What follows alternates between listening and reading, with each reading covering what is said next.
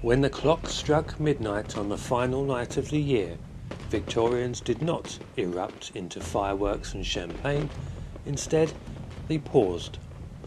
The turning of the year was a moment for reflection, symbolism, and quiet ritual, a threshold between what had been and what was yet to come. This is the story of how the Victorians marked the new year and what those traditions reveal about their world.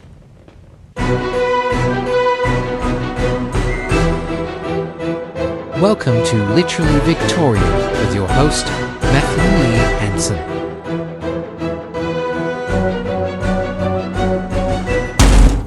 Hello and welcome back to the channel. My name is Matthew and it's great to have you with me again. Happy New Year to you all, and I hope you're not too worse for wear, but positive for the new year ahead. I know I am, but more on that later, perhaps. In the Victorian era, was New Year celebrated at all, I hear you ask? The short answer is yes, but differently. In early Victorian Britain, Christmas and New Year were often seen as part of the festive season. The emphasis fell firmly on Christmas Day, while New Year's Eve was subdued, reflective, and sometimes religious. For many Victorians, the New Year was not about celebration, it was about renewal. At the heart of the Victorian New Year was the bell. Church bells rang at midnight across towns and villages, marking the passage of time in an age before radio or personal clocks. In London, crowds gathered near churches or clock towers to hear the hour strike. Time mattered deeply to Victorians. This was the age of railway timetables, factory shifts, and punctuality.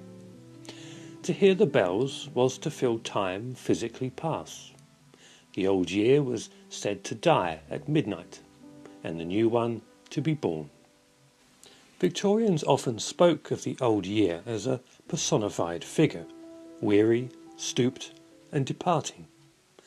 Illustrations and poems depicted the old year as an elderly man handing over responsibility to the new year, imagined as a child. This symbolism encouraged reflection. What had been lost, what had been learned, what must be left behind. New Year was not loud, it was contemplative. In some parts of Britain, especially Scotland and northern England, older traditions persisted. The most important was the first footing, the belief that the first person to enter a house after midnight would determine the household's luck for the year. A tall, dark-haired man was considered especially lucky. Gifts such as coal, bread, salt, or whiskey symbolised warmth, food, and prosperity. Victorians loved such traditions, even as they prided themselves on modernity. New Year's Day itself was a social event. Gentlemen paid formal calls on acquaintances, leaving calling cards to mark their respect. Ladies received visitors at home, often in carefully staged drawing rooms. This was particularly important among the middle and upper classes, where social reputation mattered enormously. A visit, or lack of one, could speak volumes. Victorians took New Year's resolutions very seriously. But these were not casual promises. They were moral commitments. Common resolutions included reducing alcohol consumption, improving religious observance, becoming more industrious, being kinder to family and servants, saving money, avoiding scandal. Much like today, really. Many Victorians wrote resolutions in diaries or letters, treating them almost like contracts with themselves. Self-improvement was a Victorian obsession, and New Year was its symbolic beginning. New Year looked different depending on where one lived.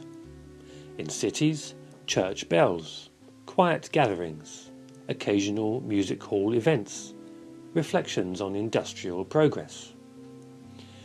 In rural areas, local folk customs, family meals, small community gatherings, seasonal agricultural rhythms. Public drunkenness was discouraged, though it certainly still occurred. Respectability remained paramount. For the poor, New Year was bittersweet. Charities sometimes distributed food or coal. Churches held special services, but for many the turning year changed little. Victorian writers were acutely aware of this contrast, the symbolic fresh start standing alongside grinding poverty. This tension, hope amid hardship, defines the Victorian New Year. By the late 19th century, New Year's celebrations became slightly more festive. Music halls held special performances. Fireworks began to appear in some cities. Newspapers printed New Year reflections and forecasts. But even then, the mood remained restrained compared to modern celebrations. Victorians welcomed the New Year with poise, symbolism, and seriousness. To the Victorians, the New Year was not a party, it was a passage. Marked by bells, reflection, and quiet ritual, it offered a moment to pause, to take stock, and begin again. In an age obsessed with progress, discipline, and moral purpose, the New Year became a mirror, reflecting both hope and responsibility. And when the bells rang out across gaslit streets and frost-covered fields, the Victorians listened, not to celebrate the future, but to measure themselves against it. Thank you for watching. Please feel free to like and subscribe. It costs absolutely nothing to do so and also puts a very rare smile on my face. Until the next time, bye for now.